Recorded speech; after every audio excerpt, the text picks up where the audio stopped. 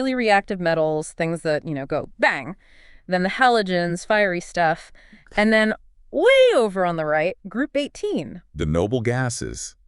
Helium, neon, argon, krypton, xenon, radon, and Oganesson down at the bottom. Exactly. And for ages, everyone basically thought, well, they were kind of boring, chemically speaking. Inert, completely unreactive, yeah. That was the dogma. Like, okay, for party balloons, maybe some cool neon signs, but that was it. Did you think that was pretty much the whole story? Oh, absolutely. For a long time, that was the story taught in chemistry. Yeah. And that's exactly what we're diving into today. We're looking at these group 18 elements, the noble gases, based on the material you've shared. Because the sources you send over show a completely different picture now. Our mission here is to unpack all that and show how science has totally flipped our understanding these elements.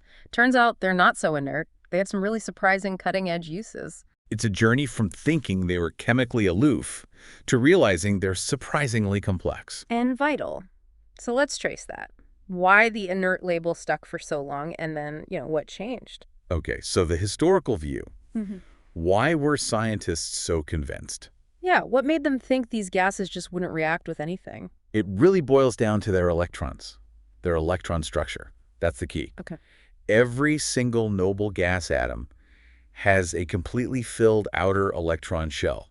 Think about helium. It's got 2 electrons. Fills that first shell perfectly. Right. And the others, neon, argon, krypton, xenon, radon, they have 8 electrons in their outermost shell. That ns²np⁶ configuration, also completely full. Like a perfect set, doesn't need anything else. Exactly. Yeah. And that fullness gives them incredible stability. Your source material points this out clearly. So stability means less likely to react. Massively less likely. Yeah. Because they're so stable, they have incredibly high ionization energies, meaning it takes a huge amount of energy to rip an electron away from them to form a positive ion. They really, really don't want to give up electrons. Okay, holds on to them tightly. And the flip side is true, too. They have near 0 electron affinities. So they don't want to gain electrons either. Almost no tendency at all. Their shells are happy. They don't want extras. Makes sense. And because the individual atoms aren't trying to grab or share electrons with each other, the only forces between them are these really weak interactions called London dispersion forces. Ah, okay. Not strong bonds. Not at all. Which is why they have such incredibly low boiling points and melting points. They just float around as single atoms, as gases, under normal conditions. So that full, stable shell explained everything. It was neat, tidy, made perfect sense why they'd be called inert. It was a cornerstone of chemical understanding for decades. Until someone decided to challenge it. Right, the big plot twist, 1962. Exactly. Neil Bartlett enters the scene. This is where the story gets really good, isn't it? It feels like he just sort of poked the supposedly unpokeable part of the periodic table. You could say that. Bartlett was working up in Canada, and he was playing with this compound, platinum hexafluoride, PTFO.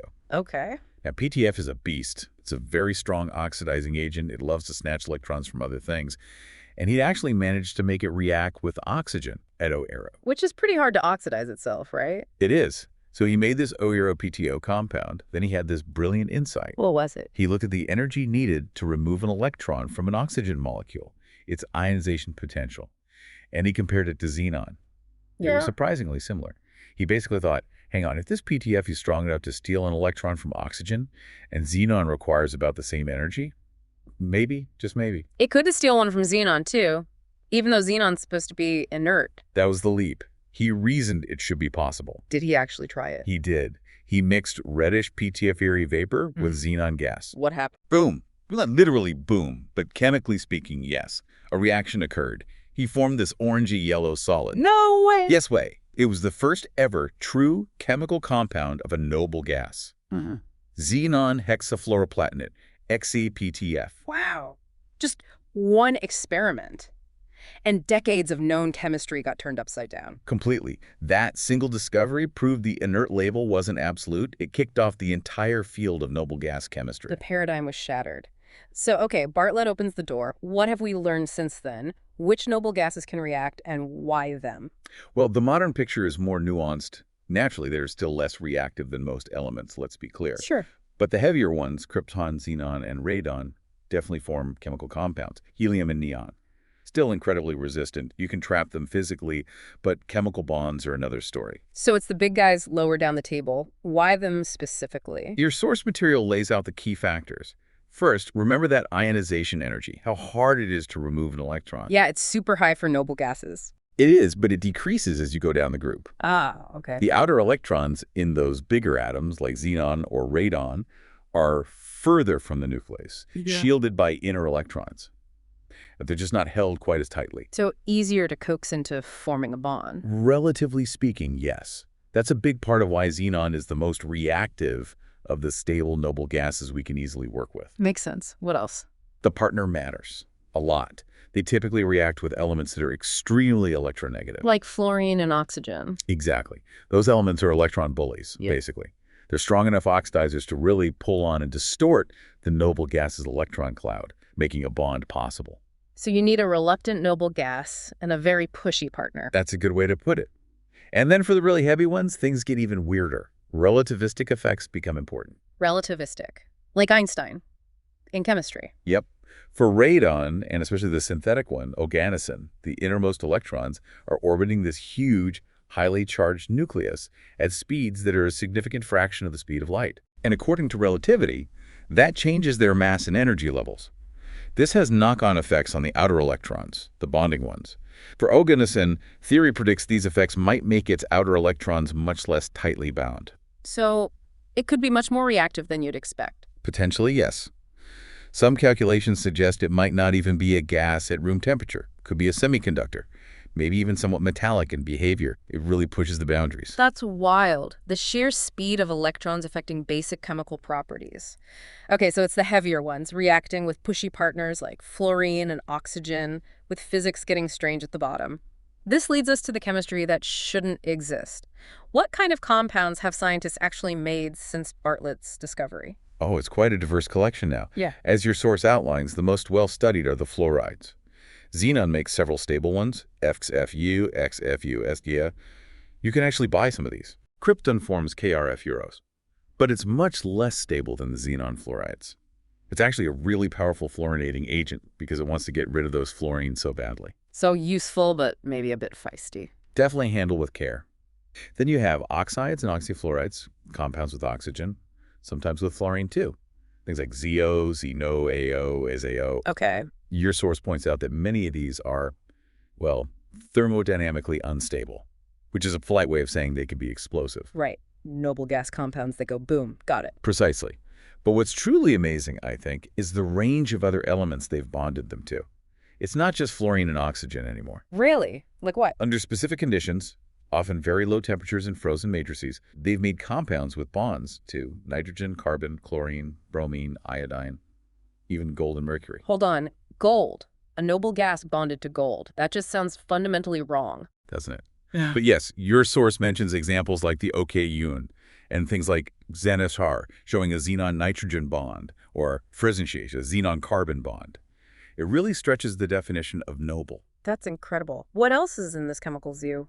Well, you also get simple charged species, like Cation-Zavar or ns²np⁶. Okay. And there's a really interesting class called insertion compounds. Imagine literally sticking a noble gas atom into an existing chemical bond. Like HXCH. Exactly. HEH, HRF, HXCOH, HXECN. These linear molecules often need special conditions like high pressure or UV light to form. Wow. Okay, that's actual chemical bonding? What about just trapping them? Right, there's physical entrapment too, not chemical bonds. You have clathrate. Clathrate. Yeah, where noble gas atoms get trapped inside the crystal structure of another substance, like water ice or hydroquinone, forming a cage around the atom. They're physically stuck, but not bonded. Like a ship in a bottle, but atomic scale. Kind of. Huh. And similar, but maybe more high-tech, are endahedral fullerenes. Fullerenes, the carbon soccer balls. That's them, CS, and others. Scientists can actually get noble gas atoms inside the fullerene cage. So you have He at sea or Ixi at sea. Again, trapped, not bonded. Exactly, trapped inside. People study these for fundamental physics, or even for potential applications like quantum computing bits or using the trapped atom as a tracer in MRI. Fascinating. Any others? There are also the noble gas hydrides like HESA, neutral molecules with noble gas hydrogen bonds, again made in those cold matrices. Argon hydrogen bond. Wow. And a really growing field is Oganesson chemistry. That's where xenon bonds directly to a carbon atom that's part of an organic molecule, compounds like RxEU or RxER. And these have uses. They're being explored as specialized reagents in organic synthesis, maybe for adding oxygen or other groups in a controlled way. The sheer variety is amazing. From explosive oxides to gold complexes to atoms stuck in cages. How on earth do scientists even study this stuff, especially if it's unstable or needs crazy conditions? Yeah, it takes some pretty advanced tools and theories, as your source details. Experimentally, a workhorse technique is matrix isolation spectroscopy. How does that work? You basically mix your reactive noble gas species with a large excess of an unreactive noble gas like argon or neon, and then freeze it all down to incredibly low temperatures, like near absolute zero. So you trap the interesting molecule in a frozen block of argon. Exactly. It's isolated, stable, and you can zap it with light infrared, UV, whatever, and study its structure and vibrations without it reacting or falling apart. Clever. What else? High-pressure techniques are crucial too. Using things like diamond anvil cells to squeeze samples incredibly hard. This can force noble gases to interact in new ways or form solids we wouldn't normally see. Diamonds squeezing noble gases. Okay. And of course, standard analytical methods are key.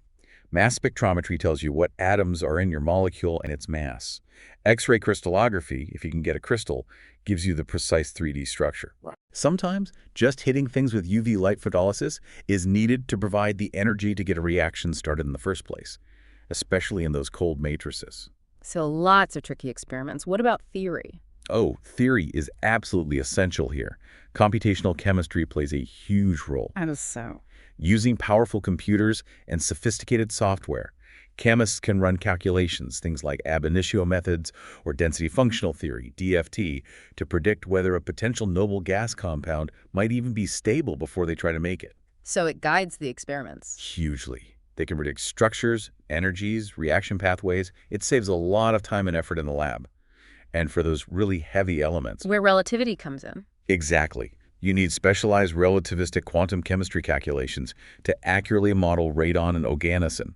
Standard methods just don't work well when electrons are moving that fast. So it's this constant back and forth. Theory predicts something interesting, experiment tries to make or measure it, and the results feed back to refine the theory. Precisely. It's a powerful combination. Okay, we've journeyed from inert myth to complex lab chemistry. Let's bring it home. The so what factor. How do these unique properties, even the weird reactivity, actually matter in the real world? How does this impact us, the listener? Right. This is where these seemingly obscure gases become incredibly important in everyday life and advanced technology. Your source gives a great rundown. Let's hear it. Start with helium. Beyond balloons, obviously. Oh, way beyond balloons. Helium is absolutely critical for cryogenics. Its boiling point is the lowest of anything, just 4 degrees above absolute zero. It's like super cold. The coldest. It's the only thing that can cool the superconducting magnets used in MRI machines in hospitals, NMR machines in labs, and giant particle accelerators like the LHC at CERN. Wow. So modern medicine and fundamental physics depend on it. Absolutely. It's also used in controlled atmospheres for growing silicon crystals for chips as a non-flammable lifting gas in specialized airships, for leak detection because its atoms are so tiny they sneak through the smallest holes, and in breathing mixtures like heliox for deep divers or people with respiratory problems. Okay, helium's a workhorse. What about neon? Just signs. Mostly lighting. Yeah, those iconic bright reddish-orange signs, but also some specialized cryogenics in HENA lasers, which have various uses, and some display technologies. Got it. Argon. I feel like I see that one on welding tanks. You do. Argon is the most abundant noble gas in the air, so it's relatively cheap. Its biggest use is as a shielding gas in welding and for handling other reactive materials. It creates an inert blanket, preventing unwanted reactions with air. Makes sense. It's also inside many incandescent light bulbs to stop the filament burning out and in fluorescent tubes. Argon lasers are used in medicine eye surgery, tattoo removal, and for entertainment light shows. It displaces oxygen in food packaging and wine bottles to preserve freshness. Wine preservation, important stuff. Crucial. And geologists use potassium argon dating to determine the age of rocks. Liquid argon is also used in cryosurgery. So very versatile. Definitely. Next up, krypton. Krypton finds uses in high-performance lighting. Think energy-efficient fluorescent bulbs or bright halogen headlights. KRF excimer lasers are vital. What for? They produce UV light, used in photolithography to etch the tiny circuits onto microchips. So Krypton lasers are essential for making computers and phones. They're also used in LASIK eye surgery. Wow, microchips and vision correction. Yep. It's also used as an insulating gas fill between panes in high-efficiency windows. And a radioactive isotope, Krypton 81 m, is used for medical lung scans. Okay, Xenon sounds exotic. It has some really high-tech applications. In lighting, xenon is used in those extremely bright high-intensity discharge HID lamps for car headlights, projectors, and searchlights. Right, those bluish headlights. That's often xenon. It's also actually used as an anesthetic gas in medicine. It works very fast and wears off quickly, but it's quite expensive. An anesthetic noble gas. Huh. Xenon lasers exist too, used in areas like dermatology. But maybe the coolest use: ion propulsion for spacecraft. Wait, what? Xenon powers spaceships? Some of them, yes. Ion thrusters use electricity to ionize xenon atoms and then accelerate them out the back at high speed. It's very efficient for long-duration space missions, satellites keeping orbit, that kind of thing. That is seriously cool. Xenon in space drives. It is. Back on Earth, hyperpolarized Xenon 129 is being developed for advanced MRI scans, particularly of the lungs and potentially the brain. And because xenon is heavy, large tanks of liquid xenon are used in detectors searching for elusive particles like dark matter and neutrinos. There's also research into using it as a neuroprotectant after brain injury like stroke. Mind blown. Ion propulsion, dark matter hunting, brain scans from a boring gas. Okay, what about the last two? Radon is tricky. It's radioactive and has a short half-life. Historically, it saw some limited use in radiotherapy, but today it's mainly significant as an environmental health concern, that naturally occurring radioactive gas that can build up indoors. Monitoring and mitigation are key. So mostly something to avoid. Pretty much. And Oganesson, it's purely theoretical interest right now. It's synthetic, lasts for milliseconds. We can't make enough to do anything practical. Studying it is all about fundamental science testing theories about super heavy elements and the limits of the periodic table. Gotcha. So across the board, these inert elements are doing incredible things, from MRI and microchips to preserving wine and powering spacecraft. It's a stunning range of applications built on their unique properties. So where does noble gas science go from here? What are the frontiers? Well, as your source suggests, there's still plenty to explore. A huge challenge is trying to actually do chemistry with Oganesson, despite its short lifetime, to see if those wild relativistic predictions hold up. That sounds tough. Extremely. Scientists are also constantly searching for new types of noble gas compounds, maybe bonding them to less electronegative elements, finding new structures, pushing the limits of what we thought possible. Still hunting for the unexpected. Always. High-pressure research continues to yield surprises about how they behave under extreme conditions. People are still developing applications, refining xenon's medical uses, exploring those endohedral fullerenes for quantum information or material science. Could noble gas compounds even act as catalysts? That's an open question. Catalysts, wow, that would be another twist. It would. And fundamentally, all this work continues to test and refine our basic understanding of chemical bonding itself. These elements, right at the edge of reactivity, are perfect test cases for our theories. It really highlights how science is never truly finished, doesn't it? Even in a corner of the periodic table that seemed settled. Absolutely. Understanding is dynamic, always evolving as we develop new tools and ask new questions. So let's wrap this up for you, the listener. Think about that journey. Elements once dismissed as chemically boring, the ultimate wallflowers of the periodic table. Right? And now, we see they underpin critical technologies, medical scanners, the chips in your devices, lighting, even space travel. And they're still pushing the frontiers of fundamental chemistry and physics. It's a fantastic example of how scientific perspective can change. It really makes you think, doesn't it? How many other things that we currently view as simple or maybe uninteresting or settled science might actually hold similar hidden depths? What unexpected secrets are waiting out there, just needing the right question? Or maybe that one bold experiment someone thinks won't work? A humbling thought for any scientist. Indeed. Well, thank you for bringing us these sources and taking this deep dive with us today. Keep asking questions, keep exploring.